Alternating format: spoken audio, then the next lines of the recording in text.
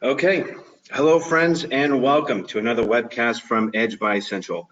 My name is Tom Mariani. I'm a member of the marketing team here at Edge, and today we're going to talk winning with Walmart. Joining me on the line today are two of our own e-commerce and omnichannel experts. On the line from our London office, we have senior retail analyst David Gray, and joining us bright and early out in Salt Lake City is Insights Manager Tanner Russell. Today's webcast is brought to you by Edge by Ascential, the data, insights, and advisory solution you need to win in an e-commerce driven world. Formerly BrandView, Clavis Insight, One Click Retail, and Planet Retail R&G, our four companies have joined forces under Ascential PLC with a shared vision to empower brands and retailers with the most comprehensive, accurate, and actionable insights and advisory solutions to grow revenue in an e-commerce driven marketplace. We partner globally with the world's leading brands and retailers to identify strategies and to provide weekly, daily, and real-time digital shelf performance KPIs, including pricing, promotions, availability, traffic, conversion, sales, and share. David Gray is a senior retail analyst here at Edge based in London. David is responsible for delivering our reports, insights, and presentations across our omnichannel content stream. Tanner Russell is an insights manager here at Edge. He spent his entire career in retail, and he has extensive experience with Walmart, first managing the Walmart account for a small supplier in Bentonville before switching sides and working for Walmart.com as a buyer, where he managed multiple million-dollar categories across both Walmart and Jet.com. David will lead us off and provide a high-level roadmap on where and how to win with Walmart before Tanner will take over and provide insight on how to get the most from your relationship with Walmart.com. Also, please submit any questions you may have for us during the presentation. All participants are on mute for the call. You can ask your questions by typing them into the Q&A box on the right-hand corner of your screen, and we'll try to follow up individually with as many questions as we can after the webcast via email. And lastly, in addition to our virtual webcasts, we have an awesome schedule of in-person events and programs that we want to share with you going forward. Our fall slate of e-hackathons has been released, registration is open, and tickets are for sale. For those of you who focus on accelerating your Walmart e-commerce business, we're pleased to announce our e-hackathon Hoboken on October 1st is open for early bird registration. This is an exclusive full-day Walmart e-commerce-centric summit overflowing with amazing and interactive content, including brand case studies, the latest perspective on Walmart, and, of course, our Hack Shop Masterclass sessions. We have a double early bird offer at 20% off normal early bird pricing that ends July 7th. This event is also a great learning opportunity for your entire team, and group discounts are available. Our March event in Bentonville sold out, so don't let this opportunity pass you by. You can register by either reaching out to your Edge partners or directly via our website, where you'll find it listed under the Events tab. And now we can begin. David, take it away. Cheers. Thanks very much for that, Tom. So I'll aim to talk to you this afternoon or this morning, depending on where you're located, for about the next 15-20 minutes on really the where to win with Walmart. So which banners, which channels, which markets, formats are set for growth for Walmart. And then more looking about the how to win with Walmart, the strategies you might need to succeed with Walmart.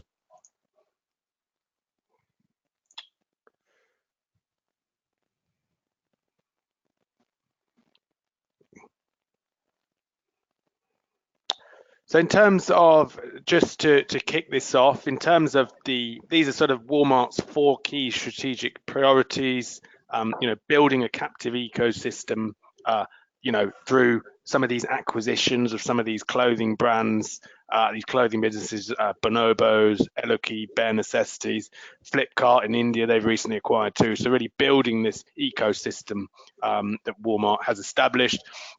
Stores as a strategic advantage. Leveraging Walmart's vast store estate, particularly in the US, to support the retailer on fulfillment, on click and collect initiatives, and so on. And in terms of international, looking at partnerships, playing a bigger role in international expansion. We know that Walmart has done a deal with Advent International in Brazil to hold a minority stake in its Brazilian operations. And then also, obviously, Walmart was looking at the UK business partnering with Sainsbury's, but that's now no longer happening. But still, that strategy of partnerships for international expansion is really, still a key part of Walmart's strategy. And then additionally, partnering for e-commerce and supply chain capability. Walmart's been forming a number of partnerships, working with Ford for self-driving cars, working with Waymo, signing a 5-year agreement with Microsoft. So a real focus now more and more on being a good partner in the future.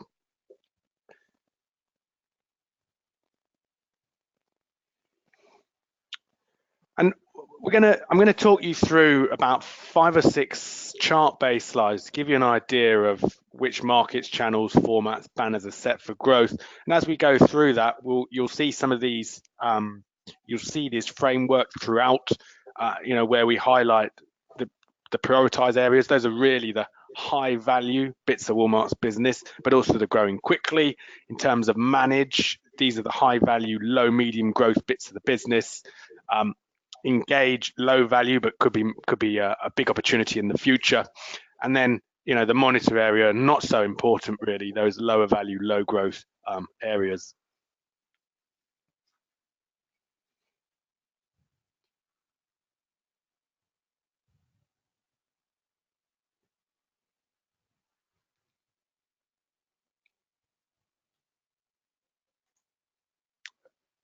So just waiting there for the slide to change. So here we've got a chart which shows on the bottom there, you've got share of sales for 2018, and you've got the growth rate along the left. So what you can really see here is that North America on the right-hand side there is accounting for 80% of Walmart sales. It's really dwarfing all the other regions. It's still growing at a reasonable pace. Compound annual growth rate of about 3.5%. But the really fast growth will be coming in the top left corner up here, where we're seeing Asia Pacific, which is mainly the Flipkart acquisition, growing sales at a CAGR of around about 7.5%. So really, the North American business is still extremely critical, but there's going to be stronger growth coming from Asia Pacific and also from Latin America as well.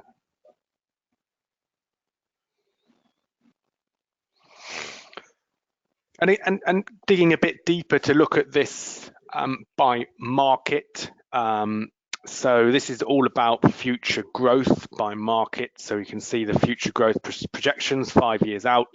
On the left axis, you've got 2018 to 2023 CAGR growth for sales.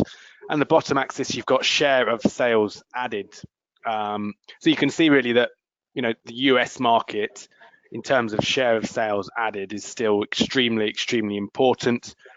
It's going to add a large amount of sales over the next 5 years. There's still superstore openings, there's still positive comps in the North American market.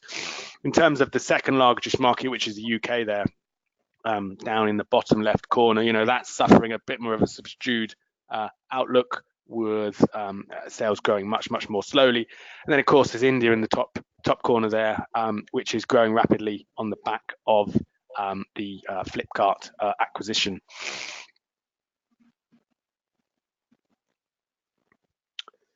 And in terms of looking at Walmart by channel, we can see in the center there, that sort of lightish purple color, that's the hypermarket business, the hyperstores business. So you can see that we're forecasting that as a proportion of sales, that will decline from 73% of sales to 69% of sales. I think that's mainly due to growth of other business areas, particularly if you look at the dark purple area, the mass merchandise. So that's effectively Walmart's online operations, particularly Walmart.com, and also Flipkart in India. So that growth is really coming through there in the future.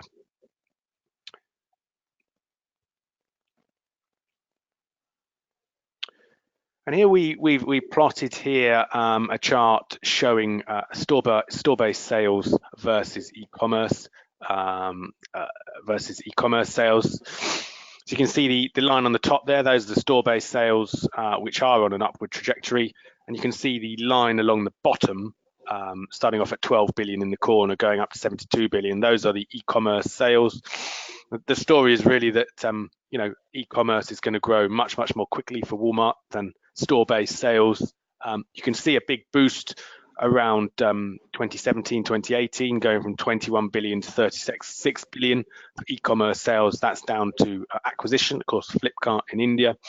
But my real message here is that as a proportion of Walmart sales, we're actually seeing e-commerce become a higher proportion of Walmart sales from back in 2013 around 2.5% to around 7% and up to over 11% by 2023. So e-commerce is going to become increasingly important for Walmart. I think one of the things that Walmart's increasingly doing is looking to connect its stores to its online operations with the rollout of automated online grocery pickup towers, and also using stores to support online fulfillment, using robotics in some stores in America to support that online fulfillment.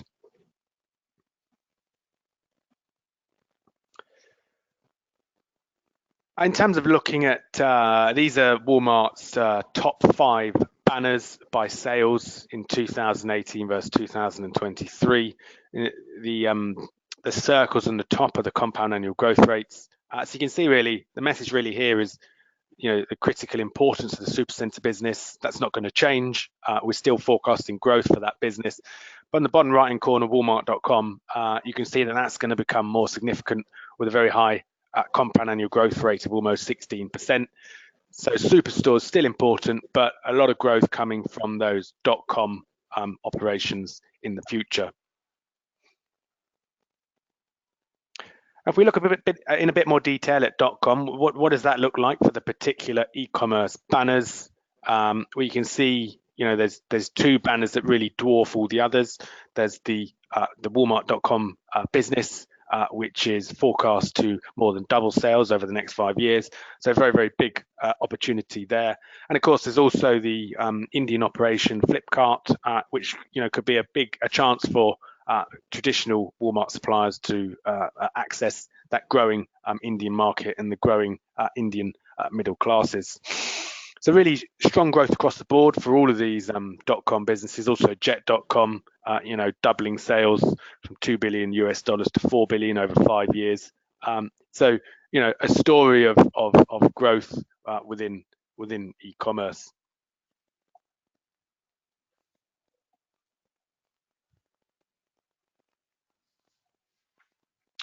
And looking at, I wanted to give you a sense of, Walmart's categories, so sales by category. So we break Walmart's sales down into a number of key categories. And this is actually sales added over the next 5 years. So the difference, the sales by category in 2018 versus 2023, and the actual absolute difference. And what you can see is edible grocery, which we would expect, really dwarfing all other categories. So strong growth there. That's driven by expansion, store expansion. Also, Walmart's moving to, or Flipkart in India is moving to launch an online grocery business, which is already done. So there's going to be some growth coming from there in the future. But also an interesting area is around apparel, fashion apparel, second biggest category. And we know that Walmart has been working hard to build capability here through a number of acquisitions, through acquisition of clothing brands, such as online clothing brands, such as Eloki, Bare Necessities, and previously Bonobos and ModCloth. So, building the business in terms of fashion and apparel. So that's sort of the where to win. In terms of, I'm going to look at a bit about in terms of how to win. And in our full report, we actually look at 4 key areas: store of the future, e-commerce, digital ecosystem, supply chain and fulfillment, shopper engagement, and retention. For this webinar, we're just going to look at a few slides from one area, so around store of the future. How can suppliers win with Walmart, considering the changes that Walmart's been making to its stores. So firstly, I think if you want to win with Walmart, in terms of stores, you really need to focus on the fundamentals. Walmart is first and foremost an EDLP retailer. Walmart is increasingly using data to understand which categories will have the biggest impact in terms of price investments. So you really need to understand, Walmart's focus on everyday low price. It's also looking at rethinking store space. One of the things they have been doing is expanding toy space in more than 200 US stores as part of that rethink of store space. Another area is around product innovation. A big focus on product innovation from Walmart, enhancement to premium ranges. This is Walmart's Winemaker Selection Premium Wine Range, which has obviously fairly recently been expanded. And then, of course, a real strong focus on fresh food. And I think that Walmart's been making some investments in improving the offer recently. For example, using blockchain technology to offer products such as strawberries with a longer shelf life and an additional 4 days of shelf life. So these are really the fundamentals that suppliers really need to understand in terms of working with Walmart. And I think that some suppliers are already helping Walmart on this journey. If we look at one of those pillars we talked about, product innovation, I think one of the things we're seeing is suppliers increasingly launching exclusive products for Walmart. So on the right here, you've got Hello Bello, which is a plant-based baby products range launched exclusively at Walmart. On the left there, you've got General Mills, which developed a new cereal flavor, which had an exclusive launch window at Walmart. So suppliers there helping Walmart in terms of product innovation. And a further point around the store of the future is Walmart's developing solutions that drive store experience. It's also investing in technology. These are some examples of what Walmart's been doing. Sam's Club developed a Sam's Club Now format featuring augmented reality, electronic shelf labels, a camera inventory system, wayfinding technology for in-store navigation. Also on the right there, adopting Checkout with Me store associates, which they position in various parts of the store, helping customers avoid the checkout queue. The launch of veterinary clinics in stores to drive that experience and experiential retail. On the bottom there, launching makeup consultations in partnership with Hard Candy or Build-A-Bear workshops. And also Walmart's developing in the center there an intelligent retail lab to develop AI solutions for the future. So real focus there on driving store experience and also on technology as well. And again, suppliers are starting to support Walmart on this journey. You've got Garnier, L'Oreal's Garnier trialing virtual shade selectors in 10 Walmart stores. So actually trialing shelf-based display screens, allowing customers to try on a range of recommended Garnier shades. So really driving the experience there. And then RB working with Walmart around a promotion to provide free telemedicine consultations as well. So really some interesting things there from suppliers in terms of the way they're supporting Walmart on its path to evolve some of its stores. And with that, I'll hand over to Tanner, who'll talk about building a successful relationship with Walmart.com. So over to you, Tanner. Thanks, David. Before Tanner takes over on building a fruitful and productive relationship with Walmart.com, I just want to give everyone a quick reminder once more. Feel free to submit any questions you might have using the chat box at the right-hand corner of your screen, and we will do our best to follow up individually after the webcast via email. Thanks, Thomas and David. Really good stuff there. We can see that there's a ton of growth going on with Walmart. I want to speak to you about specifically that relationship with your Walmart.com team and that buyer team, and how you can win on Walmart.com. Starting with understanding the organization that Walmart has created for suppliers to sell within that ecosystem. Just waiting for the next slide to come up. Okay, perfect. So when it comes to the Walmart.com organization, I just wanted to give a brief kind of overview of what it looks like as far as the director. So starting at the top, you have an SVP. Underneath them, you have the different categories on Walmart, VP, GMs that manage those. So think baby, grocery, personal care. Each one of those will have a director with what falls under them are category managers. And then underneath each of those category managers is what's known as a category specialist for Walmart.com.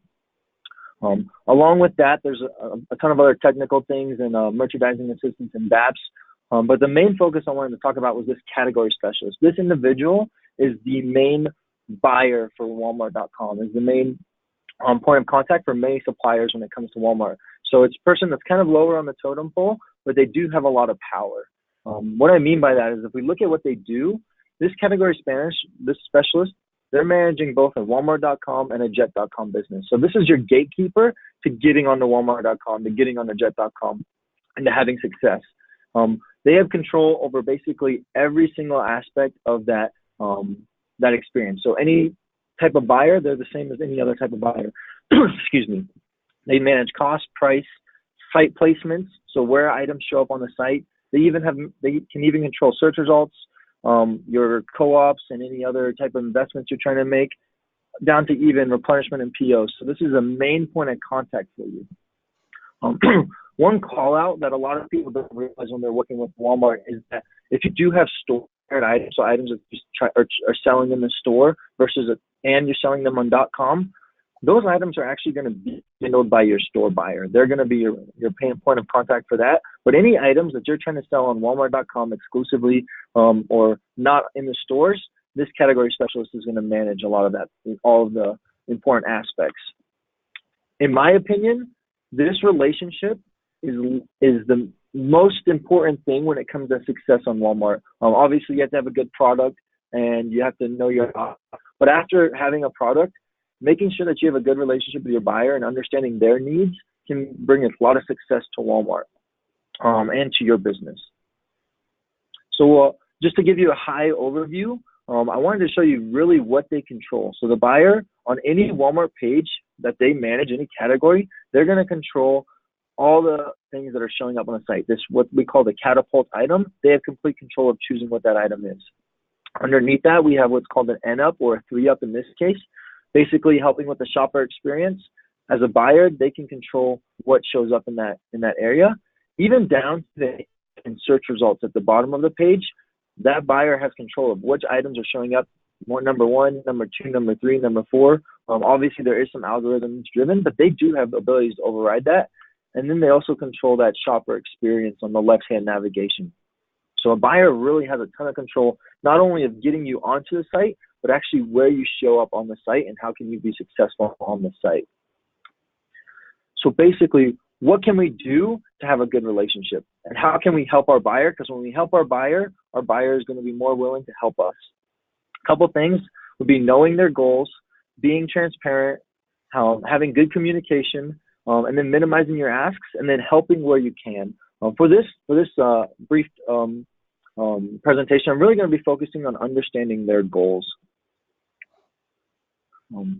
So as a buyer at Walmart.com, there's obviously the most common goals when we think about buying in any different type of category: top line revenue growth and total contribution profit. Basically, what that means is the buyer is looking to grow their entire portfolio, and they're looking to do that profitably. They're trying to make money at the end of the day. However, a lot of people don't realize is that each month, every category on Walmart.com is graded on what Mark Lowry calls the. And what those 5 bits are, or have it, does the Walmart category have the top items within that category? And if not, why don't they have it? Find it. Is the item published? Is it shoppable to the site? Display it. How does the item look on the site? Does it have good content, good images, good bullets, good description? Does the pricing make sense? Basically, when it comes to pricing, Walmart is a low price leader. And so they're going to be looking to have the best price in the market. And they're literally grading their entire site to see how much of their assortment is meeting or beating Amazon or Target or any other retailer, because they do want to have the best prices, and then deliver it. How much of the assortment is being fulfilled in that 2-day shipping? And now with Walmart moving into the 1-day shipping, this is going to even move to really focusing on getting as much assortment onto that 1-day shipping. Knowing these goals of a buyer really help you understand how you can help. Obviously, you know that their bonuses and promotions are weighted significantly on making sure that they have top line revenue growth and contribution profit, but they're also focused on having all the items, getting all the items on site, being able to have the best content. And these are all areas where, as a supplier to Walmart, you can really help with, whether it's getting new items to Walmart.com, helping with content, making sure that pricing makes sense, and helping your buyer monitor different aspects of the business. To give you an idea of what a Walmart buyer is looking at, I basically wanted to show you kind of the brief P&L of what the Walmart buyer is looking at. And basically, we have initial margin or initial markup, which is IMU, which comes from average unit retail, basically minus the cost of goods. This is where every buyer starts their journey. They want to make sure that they have a good margin. And at the store level, that's almost the most important aspect. On .com, there's quite a few more costs that go into this business. And those costs include fulfillment center, shipping, some damage expenses. And so we have to add those costs in or subtract them from your margin. Then there are some offsets if you have a partnership with Co-op, Triad, if you're using Walmart Media Group. All those things go to offset your P&L. And then at the end of the day, we get what's known total profit or contribution profit. Basically, that number 4 area is where buyers are trying to make decisions on assortment. If the assortment makes sense, will it be profitable even if I have a good margin, but my costs are too high when it comes to fulfillment expense and shipping expense? Everything comes down to contribution profit. One of my favorite quotes was a Warren Buffett quote that says, rule number 1, never lose money. Rule number 2, never forget rule number 1. And I think that's especially true right now with Walmart.com. In the past, while they are still growing, they've definitely invested in their growth, and it's cost them some money, but they've also kind of buckled down and are trying to be as profitable as possible while they're growing. And so it's really important that as a supplier, we're trying to find ways to not only have the right assortment on the site, but assortment that is actually going to be right for the customer and still profitable at the end of the day for Walmart. One of the reasons it's so important to consider profitability when it comes to Walmart.com is because all those things that a buyer has control over, marketing opportunities, promotions, what your assortment is, where you're featured on the site, where your items show up in the search results, the less profitable you are, and if you're not making them money, they're going to want to move those items out of those areas. So they're not going to allow you to have featured brands. They're not going to allow you to have specific site placements because they don't want to drive traffic to items that they're losing. So it's really important when we think of buyers, partnering with them to have a great assortment, but also having understanding of what the customer needs are, and at the end of the day, both of you being able to make money.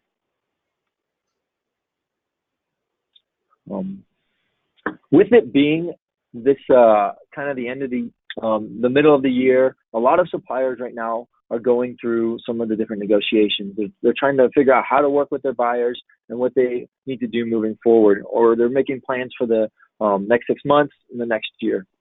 When it comes to negotiation with Walmart, there's a couple of things that I found when I was a buyer that could really help suppliers out. The first one was understanding where Walmart's coming from, or what I call understand the ask. Basically understanding what Walmart is trying to get from you and exactly where they're coming from. After you understand what Walmart's ask is, because we know that they're always asking for something, we want to know our position, knowing our best alternative to negotiated agreement, knowing our BATNA. So basically, what are we going to do if we can't get into a negotiated deal that makes sense for me and Walmart.com? And then understanding, one thing that I think is very important as a supplier is to realize the power of the counter offer, and especially that when it comes to Walmart.com, Walmart knows that something is better than nothing. As a buyer, I was trained that it was much better for me to receive something from my suppliers than nothing, because if I got nothing during this negotiation round, there's a higher likelihood that the next time around I would also receive nothing in return. Along with that, a couple other things I wanted to speak to is with Walmart.com, there's a great opportunity to create value outside of just dollars. If we remember from my previous slide, I talked about the 5 It's. One of those 5 It's, for example, is have it.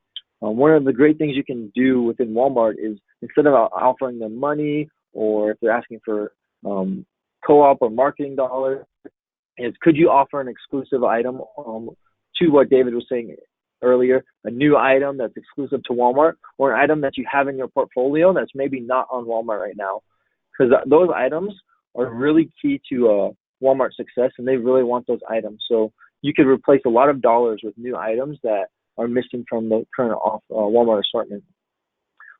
Another thing to make sure you're always doing with Walmart is leveraging your entire investments.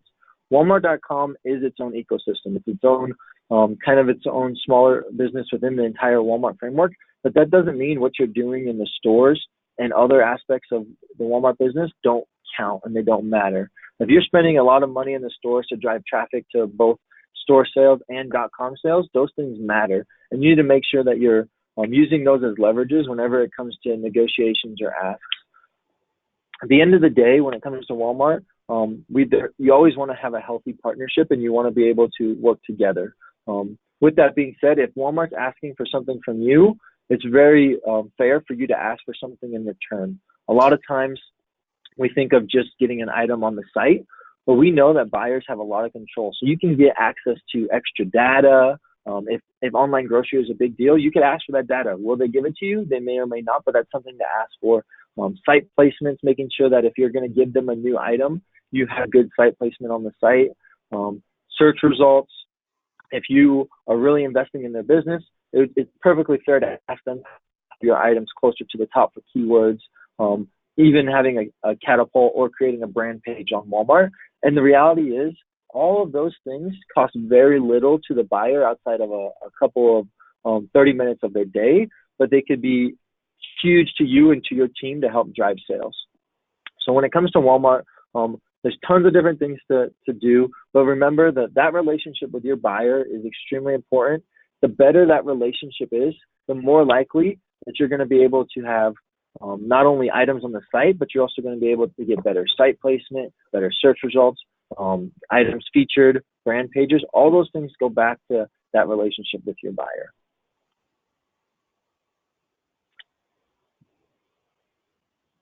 So just thank you for your time, and I guess I'll turn the time back over to Thomas. Yep. Thanks, Tanner. And thanks to you, David. Thanks to you guys both for your great insights. Again, we appreciate all the questions that have come in, and we'll do our best to follow up with each one individually directly after the webcast via email. So if you asked a question, keep on the lookout in your inbox for an answer. Also, we'll send a copy of the recording and the presentation to all of you that you can download on demand. And that's it for today. So thank you to everyone for joining, and from all of us here at Edge, have a good rest of your day. Have a good Friday and a great weekend. See you next time.